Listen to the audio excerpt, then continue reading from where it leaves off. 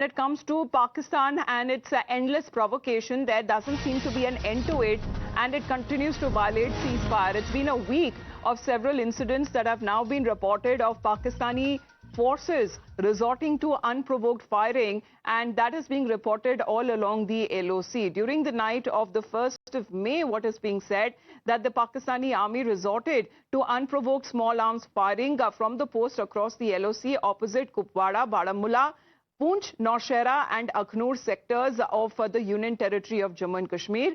The Indian Army troops has responded in a calibrated and a proportionate manner. That's the update that is picking up as far as the ceasefire violation is concerned. Ever since the Pahalgam terror attack has happened, almost on a daily basis, we're receiving the information of back-to-back ceasefire violations all along the LOC and even at the international border by Pakistan. We have Yawar with us right now. Yawar, continuous ceasefire violations by Pakistan that has been taking place. Well, exactly, Amita. This is a day 9 when the international border and line of control plays up, and the 2021 ceasefire pact has been continuously violating by the Pakistan by resorting to the unprovoked ceasefire violation along the line of control and international border. Army has issued a statement with regard to it. 5 locations have been targeted in the Kupwara, in the Baramulla, Nowshera, Poonch and Akhnur sectors. Multiple posts have been targeted of the Indian Army by the Pakistani troops, and we have been given to understand that small arms were used into this matter.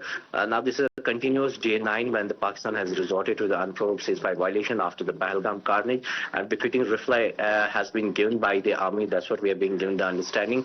And this has become a routine for the Pakistan to violate the ceasefire pact and throw it in the dustbin that was agreement between the two countries. So somehow the efficient retaliation was given. That's what the army has also said. And these posts are the same posts that were being targeted by the Pakistani army over a past 9 days. But yes, the army has said that efficient retaliation has been given to their unprovoked ceasefire violation. So the Indian Army troops responded in a calibrated and a proportionate manner as far as another day of ceasefire violation that is being reported along the LOC. Yawar, for the moment, thank you very much for joining in. Now, knowing that it cannot stand the military might of India, Pakistan has started another form of war against India, which is information and psychological warfare campaign. Now, this aim that the enemy state is trying to disturb India's internal peace by targeting political and communal fault lines. As per agencies, in the last few days, there has been a sharp escalation in propaganda activities by Pakistani cyber operatives, and this operation to spread fake narratives aims to cover different sectors and regions of India. Sources suggest that these operations that are being handled by teams funded and directed by the ISPR, which is the media wing of the Pakistani Armed Forces. The modus operandi goes like this. Specific incidents from India related to communal tensions are picked and then they are amplified through social media. The objective is to create fear, anger and division among different communities. Cyber operatives also carefully pick tweets, posts and comments made by Indian social media users, celebrities and also politicians. And these selected posts are twisted and presented in a way that damages India's image globally. Pakistani TV news channels that are also being used to spread this fake and distortive narratives on a larger scale. One such cyber unit which is actively engaged in pushing anti-India fake narrative is Makhor Cyber Defense, operating out of Lahore. Now, this team includes the ISI operatives, professional hackers, and use women for honey trapping and blackmailing activities.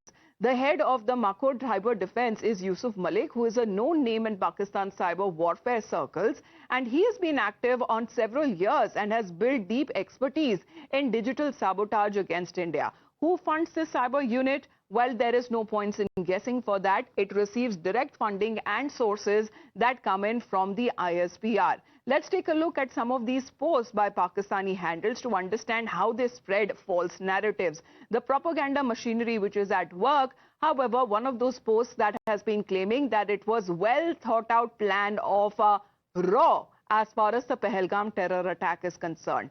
There is another claim saying that the chiefs of the Indian agencies are all Hindus, also saying that Pahalgam attack is a false flag operation. However, they have been distorting the reality and trying to fuel communal tensions. Also saying that 20 million Sikhs are ready to stand with Pakistan. This is another fake narrative that is being spread on social media.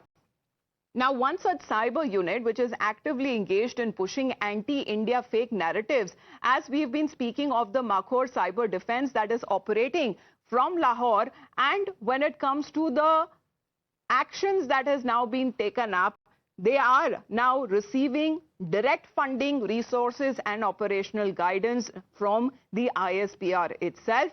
And as far as when it comes to the expertise that individuals hold, building as far as in digital sabotage, when it comes to also stoking religious and communal divide.